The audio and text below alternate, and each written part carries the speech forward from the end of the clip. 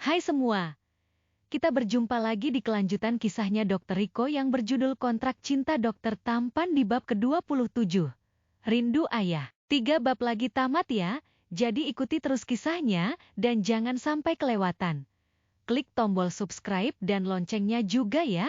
Terima kasih dan selamat menyimak.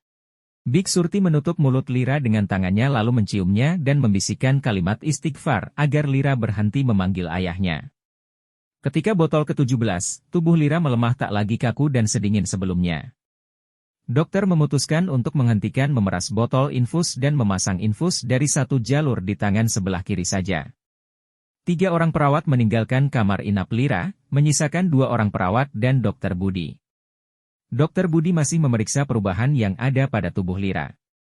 Obat penghenti pendarahan baru saja disuntikkan selang 15 menit kemudian. Sesekali Lira masih mengerang kesakitan sambil memanggil ayahnya. Dia sangat ingin bertemu ayahnya, bisik Dokter Budi. Bik Surti mengangguk sambil menghapus air mata dari pipinya. Bagaimana keadaan anaknya Mbak Lira, Dok? Tanya Bik Surti pelan. Masih kritis juga. Semua kami akan usahakan sebaik mungkin, jawab Dokter Budi. Bagaimana kalau saya memberitahukan kabar Mbak Lira pada Dokter Riko, usul Dokter Budi. Jangan, Mbak Lira nggak akan mengizinkannya. Daripada nanti dokter dikasih sanksi sama Mbak Lira, lebih baik jangan, cegah Bik Surti. Baiklah, 1 jam lagi akan dilakukan transfusi darah. Saya harap darahnya sudah dipersiapkan dari sekarang. Dokter Budi pamit meninggalkan ruangan bersama dengan 2 orang perawat. Yah, maafin Riko ya. Yah, Lira sayang Riko. Lira terus bersama ayah dan Riko. Lira meracau sendiri dengan pelan. Yah, tolong maafin Riko. Lira menangis pelan sambil merintih kesakiran. Mbak Lira, sayang. Astagfirullahalazim. Bisik Bik Surti di telinga kanan Lira sambil membelai kening hingga ke rambut belakang. Mbak Lira anak cantik yang pintar, baca istighfar terus aja ya. Ayah ingin Mbak Lira selalu sehat dan bahagia. Kali ini, Lira mendengarkan apa yang dikatakan Bik Surti. Lira mulai diam dan tak memanggil ayahnya, meski matanya belum membuka. Transfusi kantong darah pertama berlangsung, sampai tetes darah terakhir. Lira belum juga sadarkan diri, meski sesekali dia meracau dan memanggil ayahnya. Selang 6 jam selanjutnya, kantong darah yang kedua ditransfusikan. Lira masih belum sadarkan diri sampai malam larut. Riko tak dapat memejamkan matanya malam itu, hatinya berada di ruang bayi di mana bayi prematur itu berada. Di dalam hatinya merasa sangat dekat dengan bayi itu. Sudah berkali-kali Riko bertanya pada perawat yang bertugas tentang orang tua si bayi prematur itu, tapi pihak rumah sakit tak kunjung memberitahu. Suster, bolehkah saya menjenguk bayi mungil itu setiap hari di sini? Tanya Riko pada perawat yang bertugas di kamar bayi. Maaf, apa Anda keluarga dari bayi itu? Selidik perawat dengan hati-hati. Bukan, saya bukan siapa-siapanya. Anak saya yang itu. Tapi mungkin besok kami sudah bisa pulang. Riko menunjuk box bayi yang berisi anak Wina. Lalu, apa hubungan Anda dengan bayi itu? Kata perawat sambil menunjuk box bayi Lira. Gak ada sih, saya merasa kasihan aja sama bayi prematur itu. Apa boleh saya bersedekah untuk membantu perawatan bayi kecil itu? Ucap Riko dengan penuh harap. Saya belum bisa memastikan untuk urusan sedekah Anda. Jika orang tua bayi itu berkenan, kami bisa membantu menyalurkannya. Silahkan tulis identitas Anda di sini.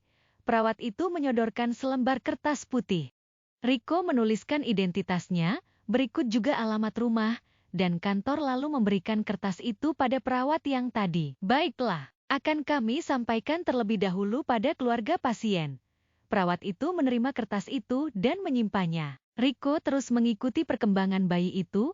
Riko memanggil bayi itu dengan sebutan Pangeran, sebab orang tuanya belum memberikan nama padanya. Para perawat akhirnya mengikuti panggilan Riko pada bayi itu. Lira menerima pesan terkait rencana sedekah Riko untuk putra. Lira langsung menolak mentah-mentah tawaran dari Riko itu. Mbak Lira, Bibik mohon, jangan berkeras hati. Tolong berikanlah Mas Riko kesempatan untuk menafkahi anaknya walau hanya sedikit. Bagaimanapun juga anak itu berhak menerimanya. Jangan halang-halangi rezekinya. Bujuk Bik Surti lembut. Kalau mau, katakan padanya untuk membayar semua perawatan anakku selama di rumah sakit. Berikut juga biaya persalinanku. Jawab Lira ketus. Kalau Mas Riko yang membayar semuanya, sama saja Mbak Lira membuka identitas Mbak sendiri. Silahkan kalau memang Mbak Lira mau melakukannya, Bibik dukung. Tapi jika tidak, sebaiknya terimalah berapapun pemberian dari Mas Riko. Aku punya satu syarat. Apa? Mbak, katakan pada Dokter Budi dan pengacaraku untuk tes DNA anak Wina. Aku ingin mengetahui hasilnya. Apa benar dia anak kandung Riko apa bukan? Mbak Lira yakin ingin mengetahuinya. Untuk tes DNA itu mudah, Mbak. Yang sulit adalah menerima kenyataan setelah hasil tes itu keluar. Lira yang masih terbaring tak kuasa menahan derasnya air mata yang tiba-tiba meluncur dari kedua sudut matanya. Bik Surti mendekat dan membelai Lira. Bibik akan terus mendukung Mbak Lira. Mbak Lira harus kuat ya. Lira menganggukkan kepalanya, lalu menghapus air matanya. Lalu Bik Surti menyampaikan permintaan Lira pada pengacaranya. Sang pengacara segera mengatur rencana bersama dengan Dokter Budi untuk proses tes DNA tersebut. Tim dokter telah mengambil sampel darah dari bayi Wina dan menelitinya di laboratorium. Kesulitan yang dialami adalah mengambil sampel darah Riko. Para tim dokter punya alasan untuk mengambil darah Riko. Hingga hari ketiga, Lira masih membutuhkan transfusi darah kantong yang ke-6, sedang stok darah di PMI sedang habis. Para tim dokter kebingungan mencari pendonor untuk Lira. Saat Riko mendatangi Pangeran di ruang bayi, seorang perawat mendekat. "Permisi, dok. Ibu dari Pangeran membutuhkan donor darah. Oh, apa dokter bisa membantu mencarikan pendonor untuknya?" Tentu, darah saya oh. Saya siap mendonorkan darah saya untuk Ibu Pangeran, jawab Riko penuh semangat. Sebenarnya hari ini jadwal Wina pulang ke rumah, tapi sementara tertunda karena Riko justru pergi meninggalkannya ke PMI untuk mendonorkan darahnya untuk ibu si Pangeran. Tim dokter yang tengah mencari sampel darah untuk tes DNA Riko bernafas lega, ternyata tidak sesulit perkiraan mereka untuk mendapatkan sampel darahnya. Setelah selesai mendonorkan darahnya, Riko kembali ke klinik bersalin di mana Wina dan Lira dirawat. Sebelum Riko kembali ke kamar Wina, Riko kembali merayu perawat untuk mempertemukan dirinya dengan orang tua Pangeran. Lagi-lagi perawat menolak permohonan Riko untuk bertemu orang tua Pangeran. "Baiklah, jika memang orang tua Pangeran belum mau bertemu dengan saya, tolong berikan uang ini padanya. Sedikit pemberian saya, semoga membantu meringankan pengobatan Pangeran." Tapi orang tuanya belum menyatakan mau menerima atau tidak pemberian dari dokter, jawab perawat. "Tapi ibunya Pangeran tak menerima darah dari saya kan? Itu artinya sama saja." Riko tetap menyodorkan amplop tebal itu pada perawat. Perawat itu ragu-ragu menerimanya namun Riko terlanjur pergi meninggalkan ruang bayi. "Riko, dari mana saja kamu?" bentak Nurma saat Riko masuk ke kamar Wina. "Maaf, ada pasien yang membutuhkan darah. Kebetulan golongan darah Riko sama dengan pasien itu. Kasihan anaknya prematur, ibunya kekurangan darah," jawab Riko. "Siapa pasien itu? Bukankah kamu gak berdinas di sini? Sepertinya ada yang kamu sembunyikan. Siapa bayi prematur itu?" selidik Wina. Bersambung.